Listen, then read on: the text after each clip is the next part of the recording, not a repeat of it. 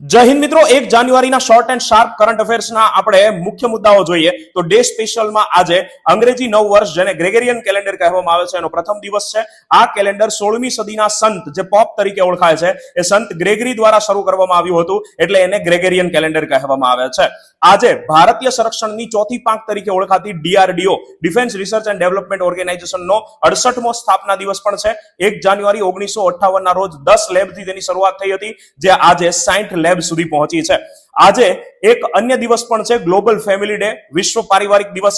1999 થી તે UN અને અન્ય સંસ્થાઓ દ્વારા શરૂ કરવામાં આવેલો હતો, વિશ્વમાં વસુધૈવ કુટુંબકમની ભાવના જાળવી રાખવા માટે. હવે વાત કરીએ ગુજરાતના કરંટ અફેર્સની તો ગુજરાતમાં નવા વર્ષની શરૂઆત સૂર્ય નમસ્કાર અભિયાનથી થઈ છે. ગુજરાતમાં તમામ 34 જિલ્લા પ્રમુખોને 1-1 કરોડ રૂપિયાની ગ્રાન્ટ ગ્રામ્ય વિકાસ માટે ફાળવવામાં આવેલી છે. ગુજરાતે પ્રધાનમંત્રી આવાસ યોજના અંતર્ગત આગામી 5 વર્ષમાં ગુજરાતની અંદર 5.5 લાખ નવા મકાન બાંધવાનો લક્ષ્ય જાહેર કર્યો છે. અને સુરત ગુજરાતનું પ્રથમ મેગા સિટી બની શકે છે જે સ્લમ ફ્રી હોય, એટલે કે ઝૂંપડપટ્ટી મુક્ત હોય. કારણ કે 2006 માં આ 70 લાખ વસ્તી ધરાવતું જે સુરત છે એમાં 38% લોકો ઝૂંપડપટ્ટીમાં રહેતા હતા, જે આજે 5% કરતા પણ ઓછા છે. ગુજરાતમાં 9 નવી મધ્યસ્થ જિલ્લા સહકારી બેંકોને મંજૂરી મળી ગઈ છે અને 9 જિલ્લાઓ છે દેવભૂમિ દ્વારકા, પોરબંદર, આણંદ, નવસારી, અરવલ્લી, દાહોદ, છોટાઉદેપુર, તાપી અને Dang.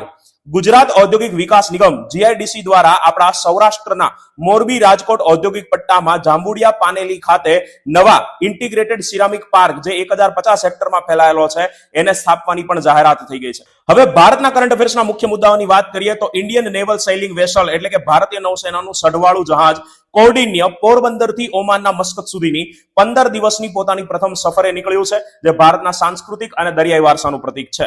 DRDOએ ઓડિશાની Chandipur integrated test range ખાતે long range guided rocket LRGR Pinaka rocket launching system, જે ભગવાન શિવના ધનુષ્ય ઉપરથી નામની આ મિસાઇલ રોકેટ પ્રણાલી છે, એનું પ્રથમ 120 કિલોમીટરનું સફળ ઉડાન પરીક્ષણ હાથ ધર્યું છે. પ્રજાસત્તાક પરેડમાં આ વર્ષે પ્રથમ વખત ભારતીય સેના સાથે જોડાયેલા પ્રાણીઓ પણ દર્શાવવામાં આવશે, જેમાં બેક્ટેરિયન ઊંટ, જાસ્કર ટટ્ટુ, રેપ્ટર્સ અને ડોગ્સનો સમાવેશ થાય છે. કુનો નેશનલ પાર્કમાં 2025માં 3 માદા ચિત્તાઓએ કુલ 12 બાળ ચિત્તાઓને જન્મ આપ્યો છે, એટલે ભારતની અંદર કુલ ચિત્તાઓની સંખ્યા 30 થઈ ગઈ છે. તો હવે તમે અમુક સવાલોના જવાબ આપતા જાઓ. DRDOએ ગુજરાતમાં કઈ યુનિવર્સિટી સાથે સાયબર સુરક્ષા માટે જોડાણ કરેલ છે?